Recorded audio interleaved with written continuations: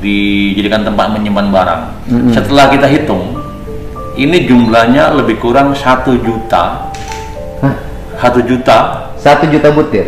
Butir 1.923.900 Pak Gub. Hampir 2 juta butir. 1.923.900 butir ya. Wah, itu kalau dimakan oleh anak-anak muda bisa teler semua itu. Nah Pak Gub, bayangkan kalau misalnya saya merinding loh.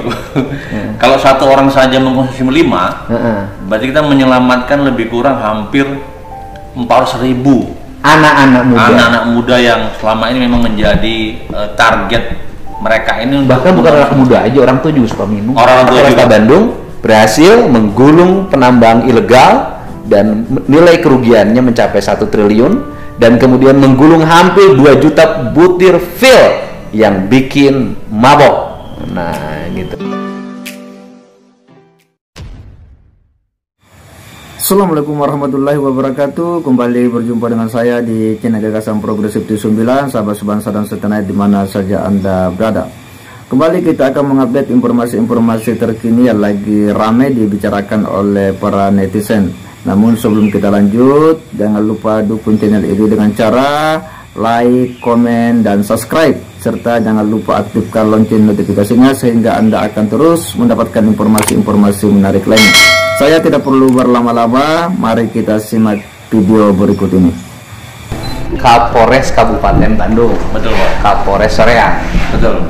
Dulu paling berani, waktu saya sering keliling, paling berani mendampingi saya saat di Kabupaten Bandung Barat dan Cimahi. Betul Pak. Gitu. Ya. Kemarin di Reskrim Polda Metro. Polda Metro Jaya. Sekarang balik ke sini, sudah tambah Kembang Tanjungnya. Alhamdulillah. Jadi 3. Jadi kombes. Nah, saya paling seneng dulu itu, bukan paling seneng ya, paling prihatin ketika menemui di daerah-daerah itu penjualan minuman keras, obat-obatan. Itu kan memang kalau ditindak, memang tindak pidananya ringan banget ya.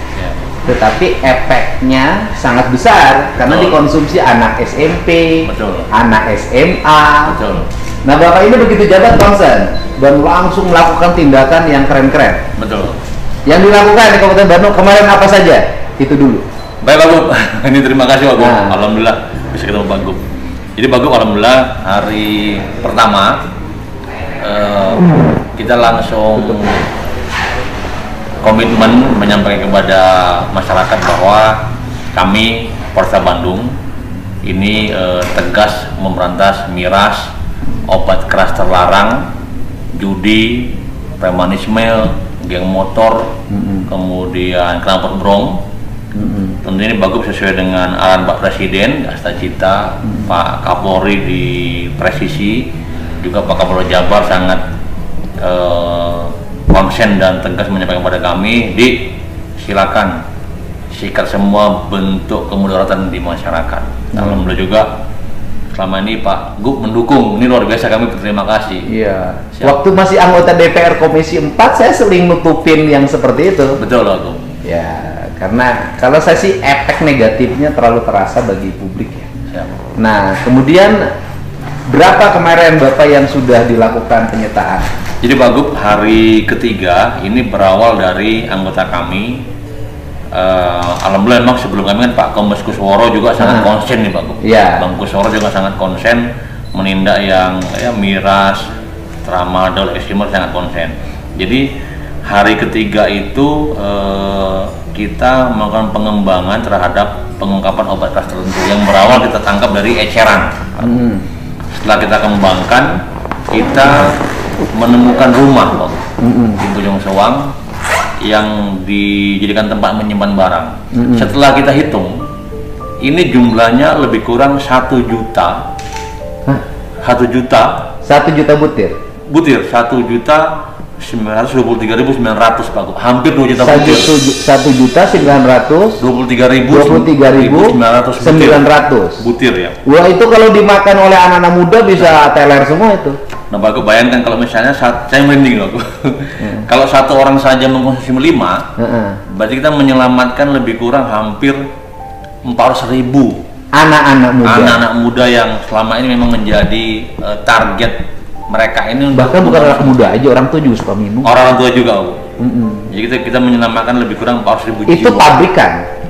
Ini bagus, barangnya pabrikan, tapi di situ gudang. Nah, gudang. Nah, dicetaknya di mana barangnya? Ini bagus masih kita dalami, tapi yang kita amankan 2 orang ini sekarang sudah kita tahan juga, Pak Gub. Ya. Ini menjelaskan dia hanya diperintahkan untuk membawa barang, sedang kita kembangkan. Nah, yang seperti ini itu bukan berarti kita ngomongin suku ya, tidak. Itu kan selalu jaringan yang punyanya berasal dari Aceh. Benar, berdasarkan keterangan yang dulu ini Aceh juga nyebutnya. Iya. Kan saya pernah tuh Purwakarta. Iya. Nah, kan dia saksinya tuh. Benar. Nah, itu akhirnya sampai berproses kan? Sampai berproses, ya. Itu disuruh gitu loh. Benar. Ada orang yang ngebandarinya. Benar. Nah, ini yang di lapangannya itu tidak pernah mau menjelaskan siapa yang nyuruhnya. Iya, menutupi. Ini termasuk masih menutupi. Masih menutupi. Awalnya waktu kita amankan dia mengklaim namanya inisial Abraham katanya. Tapi setelah kita periksa nyebut nama lain lagi. Nah, sampai sekarang masih tertutup. Sampai sekarang masih tertutup. Pertanyaannya, kalau obat ini berasal dari pabrik farmasi mana? Nah ini bagus. Ini masih kita akan koordinasikan dengan Polda juga untuk dibantu di backup untuk mencari sumbernya di mana sebenarnya pabrikannya ini. Ya pabriknya, misalnya gini, kalau Ciu itu kan katanya itu kan industri rumahan yang di sana. Nah kemudian, nah kalau ini apakah ini obat resmi yang dijual di apotek bukan? Ini obat, ini jenisnya ini, bentar waktu. Jenisnya ini obatnya itu.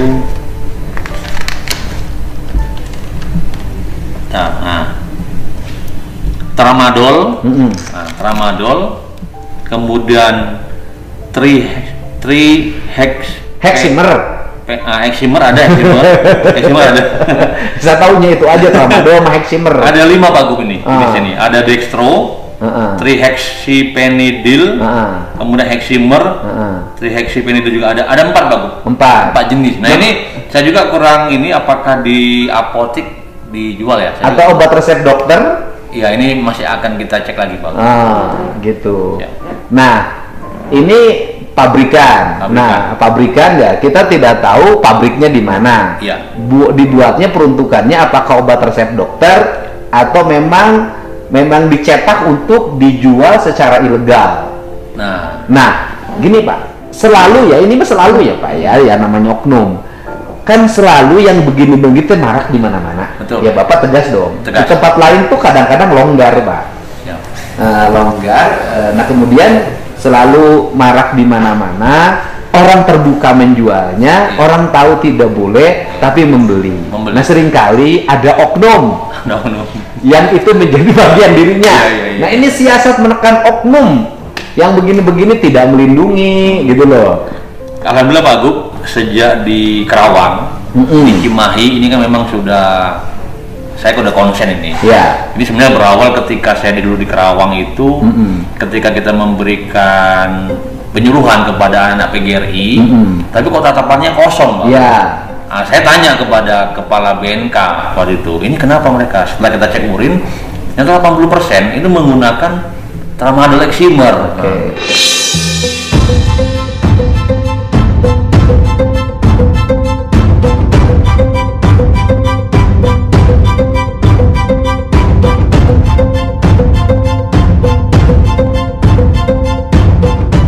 Ini barang apa gitu. Akhirnya dijelaskan, setelah itu saya langsung akan ultimatum, kita tidak tegas. Jadi ini menyebar bahwa kalau Aldi ini begini gitu. Termasuk oknum yang mainannya di situ disikat juga. Ya, jadi yang saya dengar begitu saya pindah ke Bandung pada Tiara. Nah, tadi juga Pak Gub di wilayah Katapang kita bongkar warung yang selama ini menjual obat-obat ini. Tadi, masih ada? Udah tutup, tapi kita bongkar. Ketimbang nanti dibuat lagi, menjual lagi, tadi kita bongkar bersama teman-teman TNI, kemudian teman-teman kecamatan, tadi sama-sama kita bongkar di Ketapang. Nah, kemudian berikutnya adalah, ini kan kita ingin loh, di sistem pendidikan saya ini kan membangun sistem pendidikan berkarakter. Anak-anak muda kita ini punya keterampilan, berbasis lingkungan, ngerti pertanian, peternakan, perikanan, industri. Nah, ini kan salah satu ancaman. nanti kayaknya Pak, nanti saya dorong dari sisi pembiayaannya. Iya bagus. Pak Kapolres kerjasama dengan Dinas Pendidikan. Siap. Hari ini bisa termasuk mengumpulkan Dinas Pendidikan. Kita ini harus sering melakukan pemeriksaan terhadap anak-anak sekolah agar secara preventif kita bisa melakukan pencegahan. Betul bagus. Kan itu menimbulkan biaya yang gitu-gitu. Nanti saya mau dorong di Dinas Pendidikan Kabupaten Kota memiliki biaya yang cukup untuk dia secara kontinu melakukan periksaan terhadap pelajar. Terima kasih Bagus, setuju Bagus. Kan kadang-kadang Polres duitnya nggak ada. Nggak ada Bagus. Kita Bagus punya program dari Polri juga, dari Polda Jabar juga, Police Go to School. Jadi setiap Senin itu kami membagi tugas masuk ke sekolah-sekolah, termasuk penyuluhan anti narkoba, knalpot brong juga. Ini kita selalu masuk ke sekolah-sekolah. Ya, ke depan nanti saya mau bicara sama Pak Kapolda untuk mendorong operasional penanganan berbagai kejahatan di jalanan. Anak-anak yang nongkrong mulai kita tertibkan, motor yang rombongan mulai kita amankan kalau melanggar peraturan lalu lintas, knalpotnya brong, kelihatan dalam keadaan mabuk, tidak memiliki kelengkapan kendaraan yang memadai. Nah, ini ke depan kita harus bersihkan, apalagi di Bandung Raya. Ini pusatnya para perwira, tidak boleh lagi di jalan nanti ada geng motor, ada premanisme. Yang terbaru nih Bapak seneng banget, saya nutup galian pasir di Subang, kemudian tiba-tiba Bapak operasi juga. Yang dioperasi tambang, nggak tanggung-tanggung adalah tambangnya tambang emas. Tambang emas Bagus. Gimana itu ceritanya? Jadi Bagus, sama ketika kami baru menjabat, mendapat informasi ada tambang emas ilegal. Kami sampaikan ya sudah, kita sikat saja. Dan walaupun memang alhamdulillah sebelumnya Bang Kusworo juga sudah menindak juga yang galian C. Karena pas kami masuk mendapat laporan ada tambang emas ilegal di Kota Waringin, sudah kita sikat. Ternyata benar adanya setelah kita lakukan penyelidikan Bagus, itu kita berhasil mengamankan atau menangkap 7 orang. 7 orang. 3 bandar, 4 penambang. Jadi berarti dia penadah barang ilegal. Ya, penadah yang 3 ini. 1 warga Tasik, 2 warga Bandung. Ya. Emasnya dalam bentuk apa? Masih ini Bagus, lempengan. Lempeng. Bahan. Jadi ternyata di bukit di Kota Waringin itu ada masyarakat yang menambang. Sebenarnya kalau kita hasil pengecekan dengan Pak Bupati dengan Pak Dandim, nggak semua masyarakat desa itu menambang Bagus, nggak semuanya, hanya tertentu saja gitu. Nah setelah kita cek itu dampaknya kerusakan lingkungannya itu, sungainya juga dialiri merkuri. Saya di media sosial, mohon maaf, waktu Bapak posting banyak netizen yang berkomentar tidak ngerti. Misalnya itu kan urusan dia, itu kan rezeki dia. Ngapain kita harus ikut campur? Anda tahu nggak? Aliran merkuri itu mengalir ke sungai, kemudian nanti ikannya kemudian tercemar merkuri, apa dampak ketika nanti istri kalian, saudara kalian makan yang mengandung merkuri, anak kalian autis.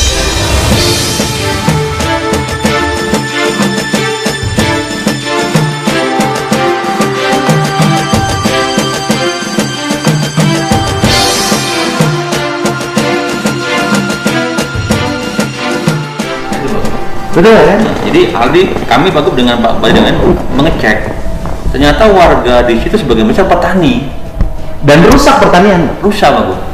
Yang hanya segelintir saja yang menambang itu. Tapi berdasarkan buku yang kita amankan, data itu transaksi penjualan Bagus 1 hari itu bisa 200 juta. Transaksinya? Penjualannya, tapi kita mendapatkan bukti-bukti. Artinya dalam bentuk bahan baku. Setelah menambang dia jual ke artinya emasnya masih dalam baku itu masih butiran. Betul, dari buku yang kita cerita itu rata-rata per hari 200 juta Bagus transaksinya. Nah ini sudah 14 tahun, kalau kita kalikan hampir 1 T. 1 triliun produksi, 1 triliun kewajiban membayar pajak. Nah itu belum kita hitung Pak. Kalau misalnya bayar pajaknya 10%, berarti 100 miliar. Terus kemudian kerusakan lingkungan berapa? Ini yang belum kita hitung. Sekarang orang pelakunya sudah ditahan. Dan menahan 7 orang. 3 bandar kita tahan, 4 penambangnya kita tahan. Jadi penambang ini kita ini kan sebagai pengusahanya Pak, yang memiliki mesin pemisah antara tanah dengan emasnya itu. Nah kemudian undang-undang yang akan diterapkan apakah akan seperti Kejaksaan Agung pidana korupsi? Nah kita akan terus mendalami, mengembangkan pasalnya. Bisa saja nanti Pak kita kenakan juga pencucian uang kepada bandar-bandarnya ini, pencucian uang. Rencananya begitu Pak. Andai kata di Indonesia seluruh kegiatan ilegal ini diselesaikan, mungkin sudah ribuan triliun anggaran yang selamat. Kemungkinan kalau selamat ini bisa menambah kontribusi untuk negara Pak. Asal kalau ketika masuk ke kas negara oleh pejabat negaranya dibelanjakan untuk kepentingan pembangunan, jangan untuk kepentingan jalan-jalan. Nah kemudian kan di Bandung ini, di Kabupaten Bandung, potensi tambang ilegal itu kan banyak saya lihat. Banyak Pak. Bapak terus lakukan? Terus, pokoknya kita punya rencana kerja, terus akan melakukan penindakan kepada penambang ilegal, termasuk tadi itu yang penyakit masyarakat. Pokoknya Bandung harus bebas dari kriminal. Bebas Pak. Harus kriminal, dan Bapak kan memiliki kewenangan satuan lalu lintas. Dan ada anggotanya yang di Samsat. Nah ini juga kabar baik buat masyarakat bahwa pemerintah Provinsi Jawa Barat akan memberlakukan ketentuan terhitung kalau saya dilantik tanggal 6 itu keluar perbu, yaitu pajak kendaraan bermotor harus 100% untuk kepentingan transportasi, harus untuk jalan, sehingga nanti masyarakat bisa menikmati jalan yang baik dan tidak macet dalam praktek ke depan. Potensi penambangan ilegal di mana lagi di Kabupaten Bandung? Ini bagus, saya lagi mapping di beberapa kecamatan yang termasuk Galian Cini yang ada yang ilegal. Kita rencana nanti akan secara periodik melakukan penindakan kepada para pelaku usaha yang ilegal ini. Kami sudah berkomunikasi dengan Pak Bupati, Kang Dadang, dan Pak Dandim, sudah sangat mendukung bersama-sama. Ini termasuk Pak Kang Dadang akan meningkatkan dari ini perizinan tempat wisata Pak. Jadi selama ini kan pajak-pajaknya itu kan yang wisata ini kan kadang-kadang ini nggak masuk kan. Jadi ada total loss berapa 300 miliar mungkin Pak. Iya semua.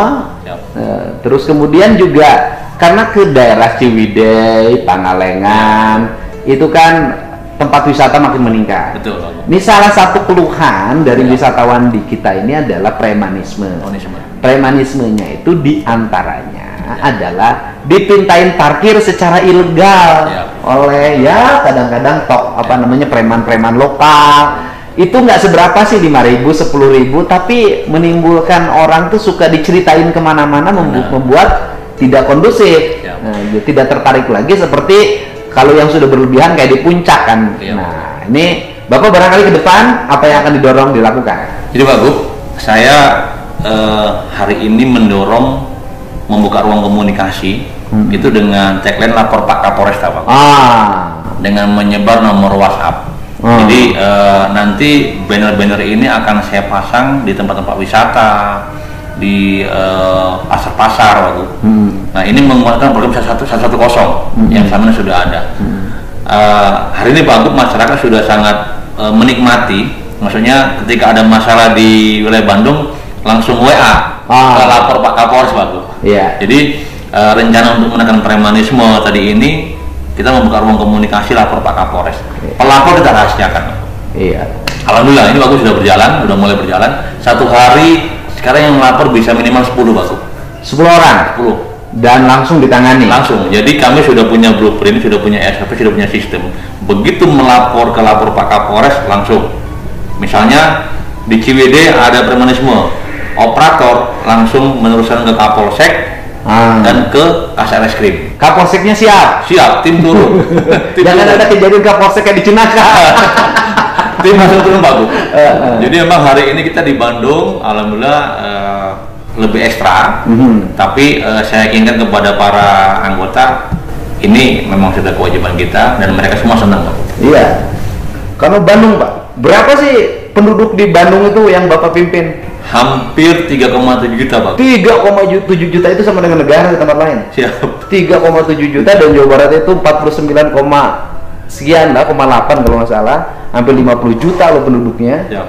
Dan tanggung jawab kita besar dan kita ingin kehadiran negara dipercaya oleh rakyat. Siap. Masih ada yang disampaikan? Cukup, Pak. Terima kasih. Kami hanya mohon dukungan dari Pemda, dari provinsi juga, Insya Allah, untuk bisa melaksanakan tugas dengan baik. Ya, nanti pasti suatu saat setelah saya memimpin, Kapolres, Kapolsek ngalamin patroli bersama gubernur. Siap. Keliling kalau malam minggu, keliling kita memonitor, tidak boleh, dipastikan di jalan masyarakat aman dan dipastikan di jalan tidak ada kejahatan. Siap.